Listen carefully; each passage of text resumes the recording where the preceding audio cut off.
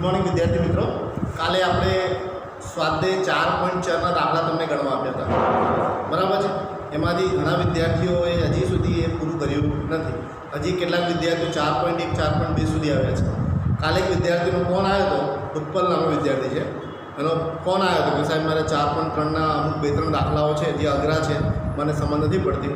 હું એને અભિનંદન આપું છું. કમસે કમ એને ઘેરે જઈને વિડીયો જોયા, બરાબર, ના આવડ્યા મને પૂછવાનો પ્રયત્ન કર્યો, બરાબર છે. તો એનો લાભ તમને મળે એવો મારો પ્રયત્ન છે. ઓકે, તો આપણે એક દાખલો લઈએ છીએ. સ્વાધ્યાય 4.3નો આ નવમો દાખલો છે. મેં ગણી નાખ્યો છે કેમ કે અમુક વાર એવું બને કે જગ્યા આપણે ઓછી પડે, બરાબર. એટલે મેં શું કર્યું, પહેલાં દાખલો ગણી નાખ્યો. હવે તમને દાખલો કમ્પ્લીટ વ્યવસ્થિત સમજાવી દઈશ. ઓકે, ચાલો. અહીંયા પાણીના બે નળ એક સાથે 9 કલાક 3/8 કલાકમાં એક ટાંકી ભરી શકે છે. મોટા વ્યાસવાળો નળ ટાંકી ભરવા માટે નાના વ્યાસવાળા નળ કરતાં 10 કલાકનો ઓછો સમય લે છે. બંને નળ દ્વારા ટાંકી ભરવાનો અલગ અલગ સમય. એક વસ્તુ યાદ રાખજો, આપણે ખબર છે બે ટાઈપના નળ લેવાના છે. એક નાના વ્યાસવાળો નળ અને મોટા વ્યાસવાળો નળ, બરાબર છે. તમને ખબર છે મોટો વ્યાસવાળો નળ હશે એ ઓછા સમયમાં વધારે પાણીનો નિકાસ કરશે, અને નાના વ્યાસવાળો નળ જે હશે એ સમય વધારે લેશે મોટા વ્યાસવાળા નળ કરતાં. એ આપણને ખબર છે. ઓકે, જેટલો નળનો વ્યાસ વધારે હશે એટલો પાણીનો પ્રવાહ વધારે હશે. ઓકે, તો આપણે ધારી લઈએ, ધારો કે નાના નળથી ટાંકી x કલાકમાં ભરાય છે. આપણે ધારી લઈએ ભાઈ નાના નળનો વ્યાસ આપણે ખબર નથી, એનાથી કેટલું પાણી ભરાય છે એ પણ આપણે ખબર નથી. ઓકે, તો આપણે ધારી લઈએ છીએ કે ધારો કે નાના નળથી ટાંકી x કલાકમાં ભરાય છે. ઓકે, મોટા નળથી ટાંકી કેવું થાય છે, આગળ જે સમય છે નાના નળથી ભરાય છે એના કરતાં કેવું થાય છે, 10 કલાક ઓછો સમય લે છે, બરાબર. કેમ કે નાના વ્યાસવાળો જે નળ છે એ વધુ સમય લે છે, બરાબર છે. જ્યારે મોટા વ્યાસવાળો જે નળ છે એનો વ્યાસ વધારે, તેથી આપણે પાણી ઓછા સમયમાં આપણને પાણી વહેલું ભરાઈ જાય છે, બરાબર છે. પહેલાં નાના વ્યાસવાળો નળ કરતાં કેવો લે છે, 10 કલાક જેટલો સમય ઓછો લેશે. તો અહીંયા માઇનસ કરીશું, ઓછો લે છે એટલે આપણે જે છે એમાંથી માઇનસ કરીશું અને 10 કલાકમાં પાણી ભરાય છે. 1 કલાકની વાત છે આપણે, બરાબર છે. આપણે કમ્પેરિઝન 1 કલાકની કરવાની છે, બરાબર. તો 1 કલાકમાં નાના નળથી 1/x પાણી ભરાય છે, એટલે 1/x ટકા ટાંકી ભરાય છે. ઓકે, એ જ રીતે 1 કલાકમાં મોટા નળથી 1/x - 10 પાણી ભરાય છે. ઓકે, હવે આપણે કમ્પેરિઝન કરવાની છે 1 અવર્સ માટે. તો અહીંયા ગુણાકારમાં લઈશું, આટલા ટકા પાણી ભરાય છે ને, 9 કલાક 3/8 કલાકમાં પાણી ભરાય છે, એટલે કેટલું લખાય, 9 3/8. આ મિશ્ર અપૂર્ણાંક છે. ઓકે, ગુણાકાર કરીએ તો 9 × 72, બરાબર છે. 9 × 72 અને આ અંશ ઉમેરાઈ જશે. 72 + 3 એટલે કેટલા આવશે, 75 ભાગ્યા 8, બરાબર છે. આને કહેવાય અશુદ્ધ અપૂર્ણાંક. આ મિશ્ર અપૂર્ણાંક, આ અશુદ્ધ અપૂર્ણાંક, બરાબર. ચાલો, તો અહીંયા 75 ભાગ્યા 8 લખીએ. અહીંયા x અને x - 10 લસામાં આવશે. ઓકે, તો x અને x - 10 લસામાં લઈએ તો ક્રોસ ગુણાકાર થાય. આ ક્રોસમાં ગુણાશે બંને. x - 10 અહીંયા ગુણાશે, x ક્રોસમાં ગુણાશે. લસા લઈએ તો x - 10 + x છેદમાં x, x - 10 લસામાં છે. ઓકે, તમે જુઓ આ x + x એટલે 2x થઈ જશે, એટલે 75 ભાગ્યા 8 એટલે રહેશે 2x - 10 છેદમાં x, x - 10. હવે આ અંશ તો અંશ સાથે, છેદનું છેદ સાથે આપણે ગુણાકાર કરીએ તો 75 નો 2x - 10 સાથે, 8 નો x, x - 10 સાથે ગુણાકાર કરીએ, બરાબર છે. આપણે કમ્પેરિઝન 1 અવર્સ માટે કરવાની છે. ઓકે, તો અહીંયા કૌંસ છોડીએ તો 75 × 2 કરીએ તો કેટલા મળશે આપણને, 150. 75 × 10 કરીએ એટલે 750 થઈ જશે. એ જ રીતે અહીંયા 8 x નો વર્ગ માઈનસ 10x. ઓકે, બરાબર. આપણે કૌંસ છોડીએ તો 150x માઈનસ 750, 8x નો વર્ગ માઈનસ 80 થશે. આપણે ક્રોસમાં ગુણી દીધા છે, બરાબર છે. એક સાથે ગુણ્યા તો ત્રણ પદ આપણે ફરીથી મળી જશે. તો 150x માઈનસ 750 બરાબર 8x નો વર્ગ માઈનસ 80x. ચાલો, તો અહીંયા આ વખતે આપણે આ બધું લઈ જઈએ છીએ, સાઈડ બદલીએ તો નિશાની બદલાઈ જશે. આ વત્તા છે તો ઓછા, ઓછાનું શું થઈ જશે, વત્તા, બરાબર 0. 8x નો વર્ગ માઈનસ 80x માઈનસ 150x વત્તા 750 બરાબર 0. 8x નો વર્ગ 150 અને 80 બંને આ નિશાની કઈ છે, માઈનસ છે, એટલે શું થશે, સરવાળો 150 + 80 કરીએ એટલે 230x વત્તા 750. જો બધામાં બે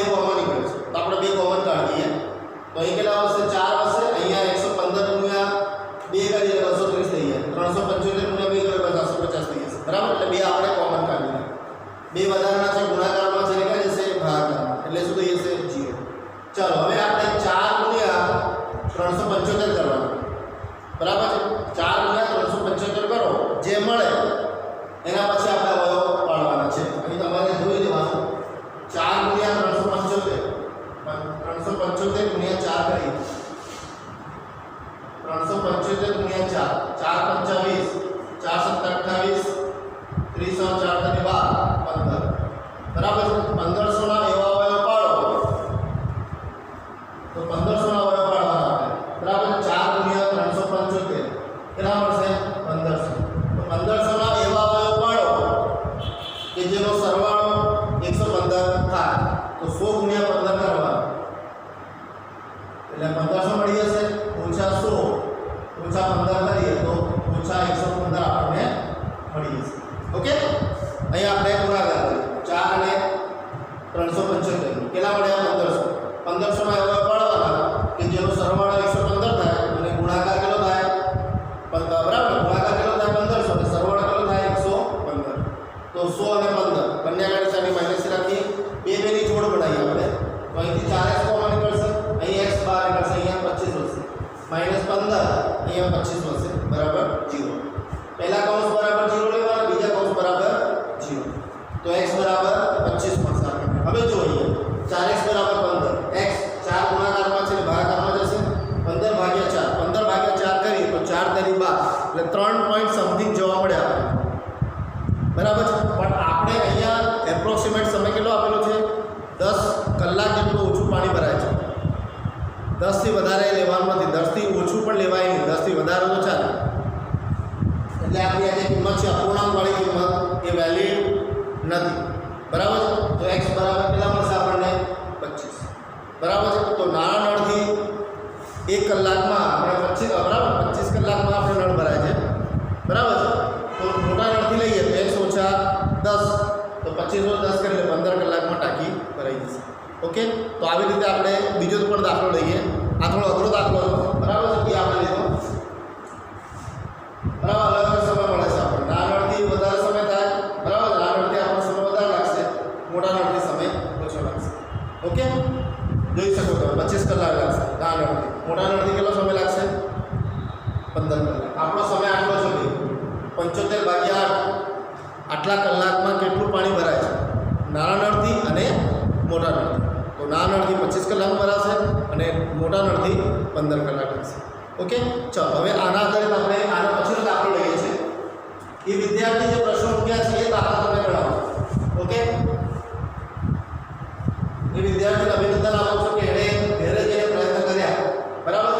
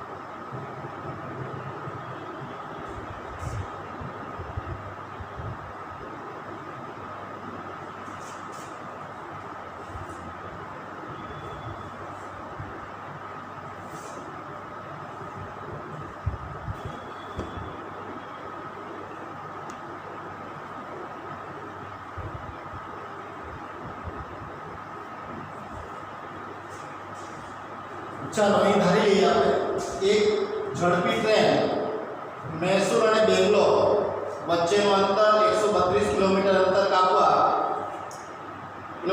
કાપવા ધીમી ટ્રેન કરતાં 1 કલાક ઓછો સમય લે છે. જો ઝડપી ટ્રેનની સરેરાશ ઝડપ ધીમી ટ્રેનની સરેરાશ ઝડપ કરતાં 11 કિલોમીટર પ્રતિ કલાક વધુ હોય તો બંને ગાડીની સરેરાશ ઝડપ શોધો. તો આપણે ધારી લઈએ ધારો કે ધીમી ટ્રેનની સરેરાશ ઝડપ x કિલોમીટર પ્રતિ કલાક છે, બરાબર. અને ઝડપી ટ્રેનની સરેરાશ ઝડપ કેટલી છે ભાઈ? 11 કિલોમીટર પ્રતિ કલાક વધારે છે. ધીમી ટ્રેન કરતાં ઝડપી ગાડીની જે સરેરાશ ઝડપ છે એ 11 કિલોમીટર વધારે છે. વધારે શબ્દ આવે તો ઉમેરવાના, ઓછી હોય તો બાદ કરવાના. તો એ વધારે છે શું લખાય? x + 11 કિલોમીટર પ્રતિ કલાક. ઓકે, ચાલો. તો અહીંયા અંતર કેટલું કાપે છે? બંને અંતર સમાન જ છે. ધીમી ટ્રેન અને ઝડપી ટ્રેન બંને અંતર સમાન છે. તેથી 132 કિલોમીટર અંતર કાપતા ધીમી ટ્રેનને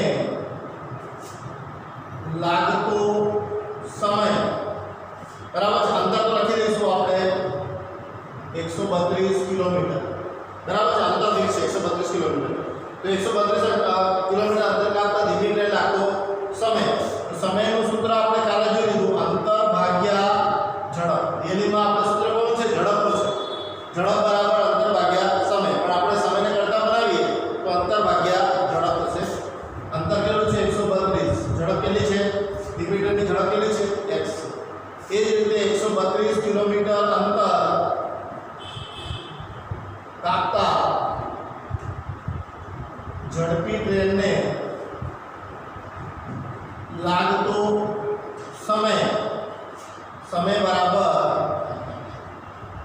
લાગતો સમય બરાબર સૂત્રનું વાત છે અંતર ભાગ્યા ઝડપ. અંતર 132 છે, ઝડપ કેટલી છે અહીંયા? x + 11. ઓકે, હવે નિયમ અહીં દાખલા પ્રમાણે શું બોલે છે? જે નવી જે ઝડપ છે એના કરતાં જે મૂળ જે ઝડપ છે, ધીમી ગાડીની ઝડપ છે, એમાંથી 1 કલાક ઓછો સમય લાગે છે. કે નવી ઝડપ જે મળી આપણને એના કરતાં મૂળ જે ઝડપ છે એનાથી 1 કલાક આપણને ઓછો સમય લાગે છે. તો જેવું લખેલું છે એ પ્રમાણે આપણે સૂત્ર સ્વરૂપમાં લખ્યું છે. આ આપણી નવી ઝડપ છે, બરાબર. આ આપણી મૂળ ઝડપ છે, એમાંથી 1 કલાક ઓછો સમય લાગે છે. ઓકે, ચાલો. તો અહીંયા લઈએ 132 છેદમાં x + 11 માઇનસ 132 ભાગ્યા x બરાબર કેટલા આવશે? -1 આવશે. અહીંયા 132 આપણે કોમન કાઢીએ તો 1/x + 11 આવશે, -1/x -1 મળશે. ઓકે, ચાલો. અહીંયા લસા લઈએ આપણે. x + 11 લસા આવશે. x ક્રોસમાં ગુણાશે -x + 11 -1/132. શું કર્યું આપણે? ક્રોસ ગુણાકાર. એ લસા લઈ લીધો આપણે. x + 11 લસા છે.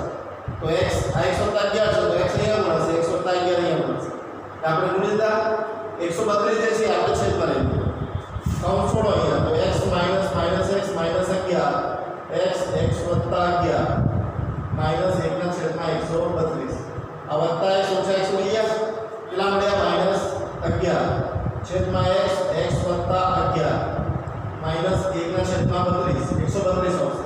ચલો ક્રોસ ગુણાકાર કરો તો 11 × 132 બરાબર x + 11. ચલો ગુણાકાર કરો તો 132 × 11 કરીએ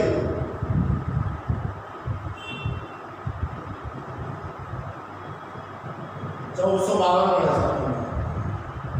x² + 11x x² + 11x -1452 બરાબર 0. હવે આપણે 1 × 1452 કરીએ, બરાબર છે. એના એવા અવયવ પાડો કે જેની બાદ બાકી આપણે 11 મળે. 1452 ના આપણે અવયવ પાડવાનો. ચાલો, તો અવયવ કઈ રીતે પાડવાના તમને ખબર છે. 1452 ના આપણે અવયવ પાડીએ. ઓકે, ચાલો અહીંયા અવયવ પાડીએ આપણે 1452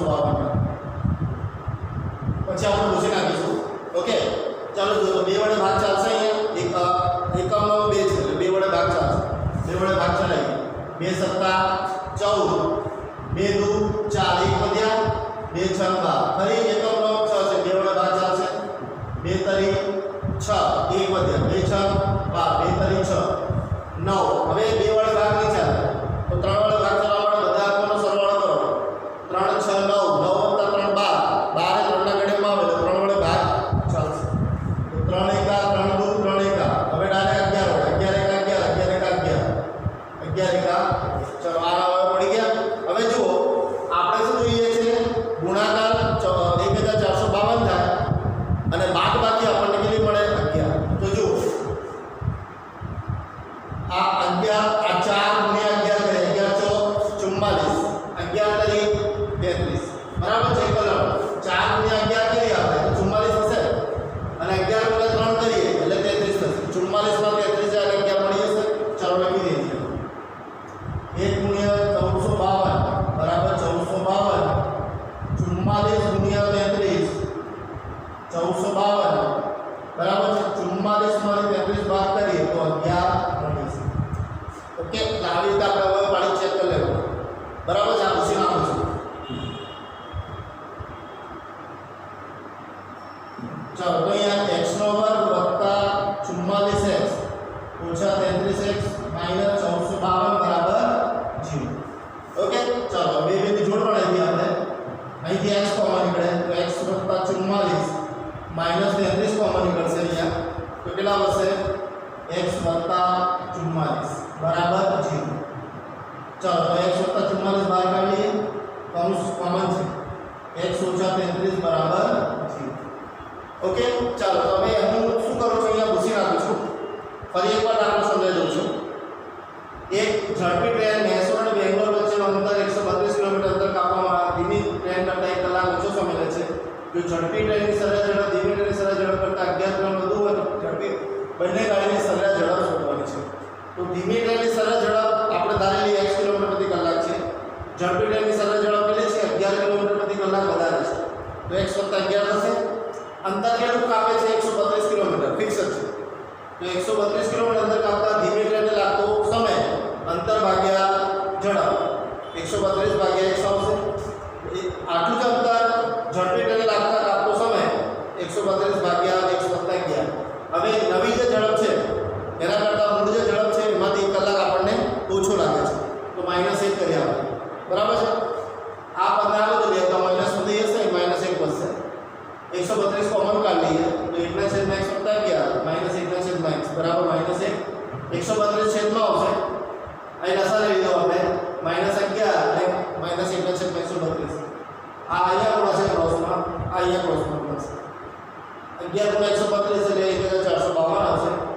અહીં ચેન્જ કરો પ્લસ આગળ જાઓ તો માઈનસ થઈ જશે. તો 1452 આપણે એવા અવયવ પાડવાના છે કે જેની બાદ બાકી આપણને 11 મળે. તો મેં અવયવ પાડ્યા એના 44 × 33 કરીએ તો 1452 થાય. 44 માંથી 33 બાદ કરીએ તો 11 મળી જશે. તો 44x ઓછા 33x. x કોમન કાઢો 144 એથી -33 કોમન કાઢો 144 આવશે. બંનેમાંથી 144 કોમન છે બહાર કાઢીએ 133 બરાબર 0. ચાલો હું પૂછી નાખું છું.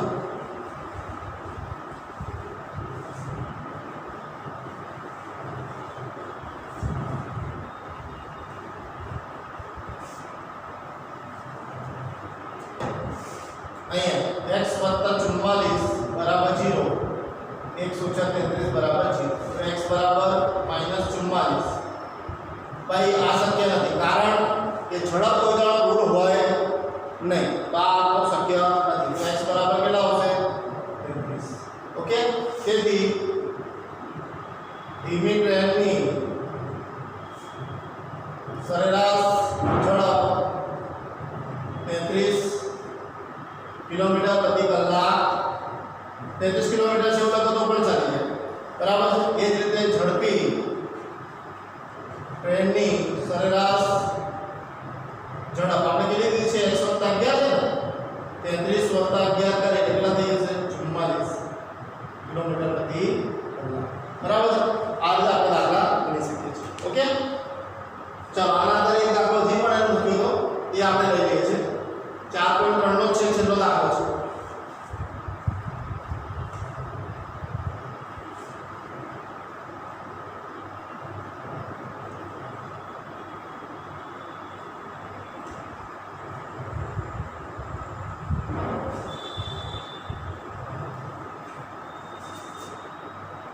ચાલો તો લઈએ અહીંયા એક દાખલો હજી લઈ લઈએ છીએ આપણે.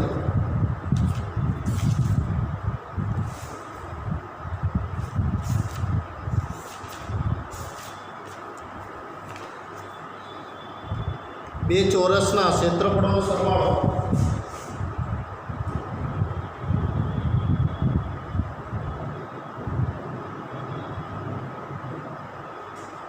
સરવાળો 468 મીટર સ્ક્વેર છે જો તેમની પરિમિતિનો તફાવત 24 મીટર હોય તો બંને ચોરસની બાજુની લંબાઈ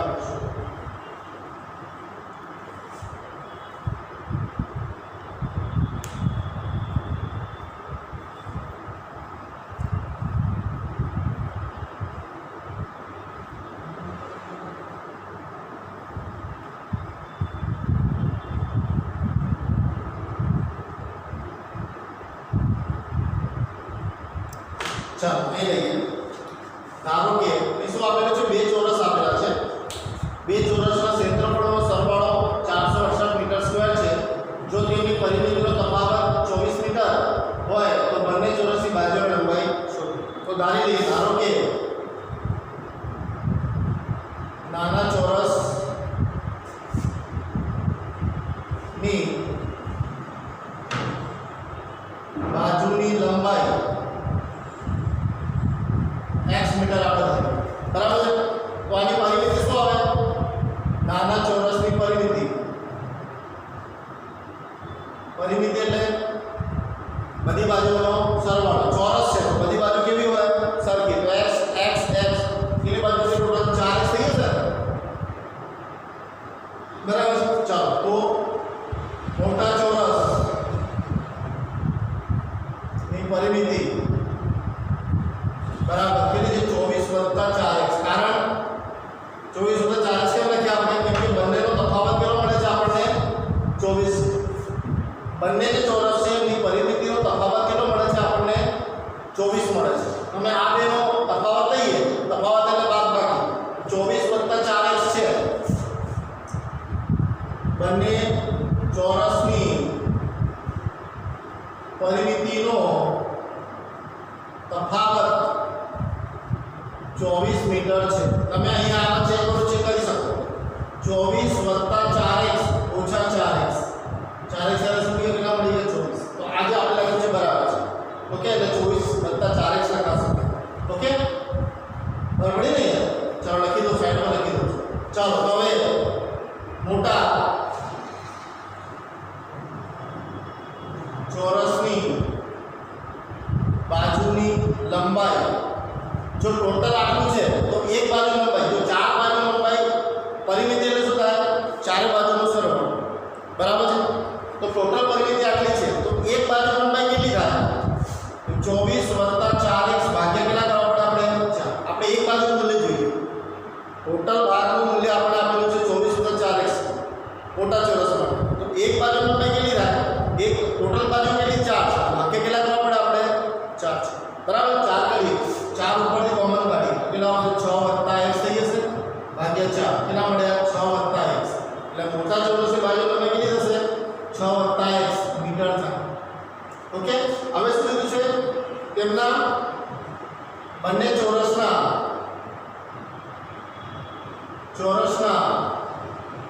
ક્ષેત્રફળોનો સરવાળો કેટલો છે? 468 મીટર સ્ક્વેર બરાબર છે. બંને ક્ષેત્રફળ જો નાના ચોરસનું ક્ષેત્રફળ લઈએ તો શું થાય? ચોરસ ક્ષેત્રફળ એટલે બાજુ ગુણ્યા બાજુ થાય. તો x ગુણ્યા x થશે. એટલે શું લખાશે અહીંયા x નો વર્ગ વત્તા અહીંયા 6 + x ગુણ્યા 6 + x બરાબર કેટલા થશે? એનો સ્ક્વેર થઈ જશે બરાબર 468. બરાબર પડી ગયું? શું કીધું છે?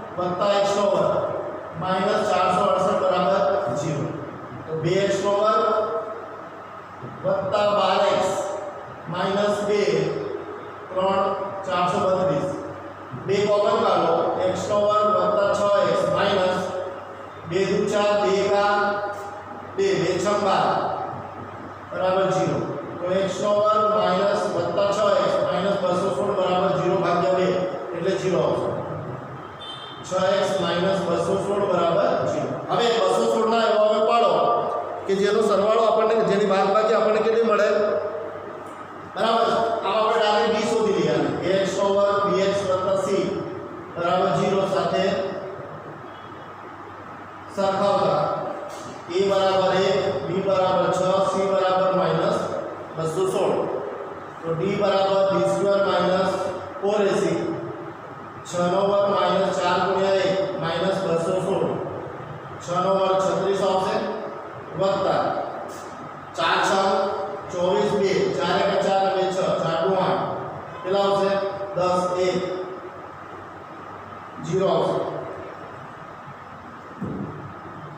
0 900 મળશે આપણે > 0 d > 0 વર્ગમૂળમાં d મેળવી દઈએ તો 900 નો વર્ગમૂળ કેટલો નીકળશે 30 ચલો b શોધી આયા x બરાબર -b ± વર્ગમૂળ d છેદમાં 2a કેટલા મળશે x બરાબર -b એટલે માઈનસ b બરાબર કેટલા છે આપણે કીધું 6 એટલે -6 આવશે 30 ભાગ્યા 2 ગુણ્યા 1 ને તો x બરાબર -6 ± 30 ભાગ્યા 2 તો આના બે ની સંખ્યા બનશે પ્લસ ઓર માઈનસ માં છે તો એકવાર વત્તામાં બીજી વાર ઓછામાં લઈએ તો x બરાબર -6 + 30 ભાગ્યા 2 x બરાબર -6 - 30 ભાગ્યા 2 એટલે એકવાર વત્તા 30 લેવાના એકવાર ઓછા 30 લેવાના ચલો 30 માંથી 6 એટલે કેટલા આવશે 24 ભાગ્યા 2 -36 ભાગ્યા 2 કેટલા આવશે -18 ને આ શક્ય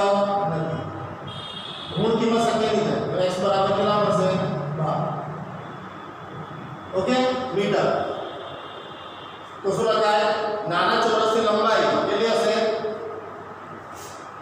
ઓકે આ રીતે ફરી નાના ચોરસની લંબાઈ x મીટર એની પરિમિતિ એટલે બધી બાજુનો સરવાળો એટલે 4x થઈ જશે મોટા ચોરસની પરિમિતિ કેટલી થશે 24 + 40 કારણ કે બંનેનો તફાવત કેટલો છે 24 મળે છે બરાબર ચોરસની પરિમિતિ સમાન જ થશે 4x 4x જ થાય પણ તફાવત કેટલો આપેલો છે 24 એટલે +24 આપણે ઉમેરવા પડશે મોટા ચોરસ ઓકે તો એની લંબાઈ કેટલી થશે એક બાજુની લંબાઈ 4 બાજુનું મૂલ્ય આટલું થાય તો એક બાજુનું મૂલ્ય કેટલું તો 24 + 40 ભાગ્યા 4 કરવાનું એક બાજુ લંબાઈ આપણને મળી જશે તો બંને ચોરસ ક્ષેત્રફળનો સરવાળો 468 છે બરાબર છે તો નાના ચોરસ ક્ષેત્રફળ શું થાય x * x એટલે x નો વર્ગ 6 + x * 6 + x એટલે સ્ક્વેર બરાબર 468 સાદું આપીએ આપણે અહીંયા આપણે વિવેચકનો ઉપયોગ કરીએ છીએ d બરાબર d² - 4ac કેટલા મળશે અહીંયા 900 મળે છે > 0 તો બે ભિન્ન આપણને વાસ્તવિક બીજ મળશે વર્ગમૂળ d મેળવી લઈએ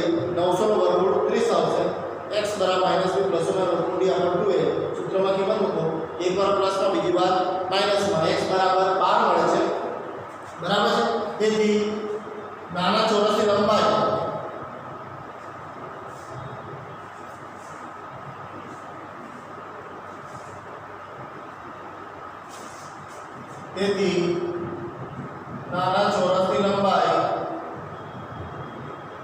x બરાબર 12 મીટર થાય મોટા ચોરસની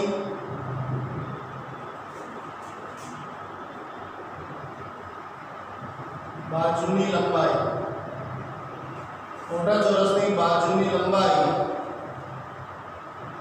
કેટલી છે 6 + x ને 6 + 12 18 મીટર થાય ઓકે એટલે નાના ચોરસની લંબાઈ 12 મીટર હશે મોટા ચોરસની બાજુની લંબાઈ 18 મીટર બરાબર છે આ દાખલાઓ કાલે વિદ્યાર્થી મૂકેલા એ તમને મૂકું છું વધારાના દાખલા તમને ગણવા આપીશ બરાબર છે તમારે ગણવાના છે આ ચેપ્ટર આપણે પૂરું કરીએ છીએ ઓકે હજી કોઈ એવો ડિફિકલ્ટી હોય મને પ્રશ્ન મૂકી શકે છે એનો જવાબ આપણે હજી એક દિવસ આપી શકીએ બરાબર છે નહીં તો કાલથી આપણે નવા ચેપ્ટરની શરૂઆત કરીશું ઓકે આટલું કંઈ વિનમું છું જય હિન્દ જય ભારત